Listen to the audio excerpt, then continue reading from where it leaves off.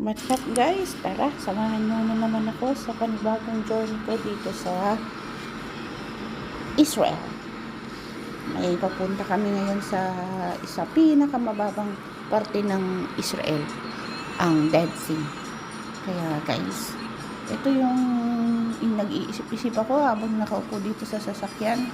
Sabi ko, huling banat, huling pagkakataon masilayan ko ang Dead Sea.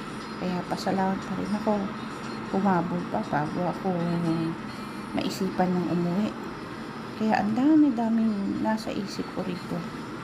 Kung ano yung mga dapat kong gawin, dapat kong ayusin, dapat kong pagtimbangin sa buhay. Hindi madali ang mag-isip na tatalikuran mo ang isang bagay na nakasanayan mo na. Kaya hindi ganun kadali. Alam mo ba guys, ito rin ang nagturo sa akin ng maraming lesson ng buhay ko dito sa Israel. Ang daming tinuro. Dito rin ako nag-grow, tumanda. Dito rin ako nangarap. Dito rin ako nabuo ang aking mga pangarap. Dito rin. Ang daming talagang ginawa ng Israel sa akin. Kaya pasalamat ko talaga sa bawat pag-stay ko rito. Ang Panginoon, maraming biyaya na lagi akong thankful, lagi kong sinasabi sa Kanya, Lord, maraming salamat pinaranas mo sa akin ang mga ganito. Unang-una, ang dami kong naranasang sakit, hirap, lungkot, luha ang nangyari dito sa akin sa Israel. Nung iniwan ko ang Pilipinas, maraming mahal ko, nababalikan ko, wala na. Kaya napakasakit din. Pero hindi ako sumusuko. Sisikat pa rin ang araw. Lulubog man ang araw, alam kong mayroon pa rin araw na sisikat para sa mga pangarap, para sa mga gusto kong gawin sa buhay. Kaya hindi ako susuko. Ano man ang itatapon ng mundo sa akin. Siyempre, hindi nawawala din ang saya. Kung may lungkot na binigay sa'yo, binigay sa akin ng Israel, meron din mga saya. Dito ako natutong ng maraming bagay. Dito ko rin natulungan ng mga taong mahal ko para makaahon sa hirap. Mabago namin ang takbo ng buhay namin. Mabago din namin yung mga dapat na hindi sana mangyayari. Kaya alam nyo guys, yung sinasabing pag isa-isang lugar na lagi ka nakatanaw ka sa anumang kaya sa journey ko dito sa Israel, I'm thankful, I'm grateful na naibigay mo sa akin yung mga pangarap ko. God, hindi lahat ng taong may gustong pumunta sa Israel ay nakakapunta. Ako, binigyan mo ako ng pagkakataon makapunta dito sa binapangarap ng marami. Pinagsasalamat ko yon, Panginoon, na makakita ako ng mga ganitong bagay. Na marami kang himalang ginawa na hindi ko maisip na tatapakan ko rin. Marami din himalang nangyari sa puso ko, sa isip ko. Na natutunan ko rin dito. Hindi man ganun yung sasabihin mong napakaganda ng takbo ng paglalakbay ko, paglalakbay ng mundong ito, paglalakbay ng buhay ko. Pero nagpapakatatag ako.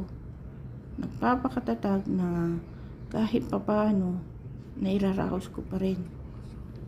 Kaya, Panginoon, ang ganda ng bigay mong ganito sa akin na hindi ko makakalimutan. Babaunin ko pag uwi ko sa Pilipinas. Babaunin ko ang mga magagandang alaala, ang magagandang view, magagandang turo mo sa akin. At yung pagpapatatag mo sa akin bilang isang tao, bilang isang babae, bilang isang anak na yung bang nagpakahirap para maabot mo yung ngiti ng mga magulang mo. Yung mga pangarap ko sa mga kapatid ko, na maihaon ko sila, maidarating ko sila rito. Ano man yung resulta, wala pa rin akong pagsisisihan, Panginoon. Kasi alam ko na ang mga bagay na to ay hindi ko pinagdamot. Hindi ko ikinait na yung sa mga mata ko lang, ako lang makakakita ng mga ganito, ako lang makaka-experience nito, ako lang mababago ang buhay nito. Hindi po. Gusto ko ang mga ginawa kong hindi ko pagsisisihan. Na binahagi ko ang ganitong pagkakataon. Kaya thank you God. At mahal ko ang Israel. Thank you God at binigyan mo ako ng pagkakataong muling bumalik dito. Mag-isa man, hindi ko man kasama yung mga ibang kasama kong nagpupunta rito. Pero alam ko na nasa ayos sila. Yung mga taong minahal ko, na dating kasama ko rito, nawala na sa buhay ko. Pero, alam kong maibibigay ka.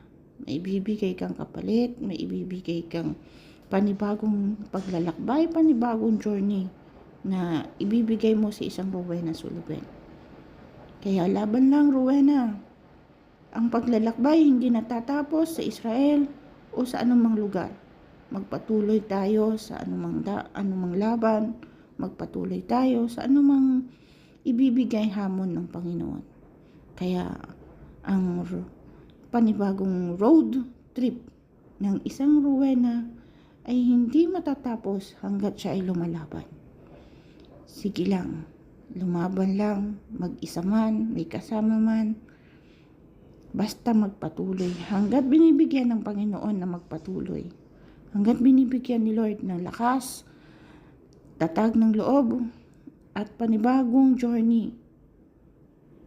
Hamunin man ka ng maraming problema, saya, lagi kang ready. Kaya guys, ang isang Rowena Sullivan ay sana maging ikaw din. Hindi man tayo perpekto, hindi man magadali ang buhay, hindi man laging masaya, pero lumalaban hanggang sa muli nating pagkikita, guys.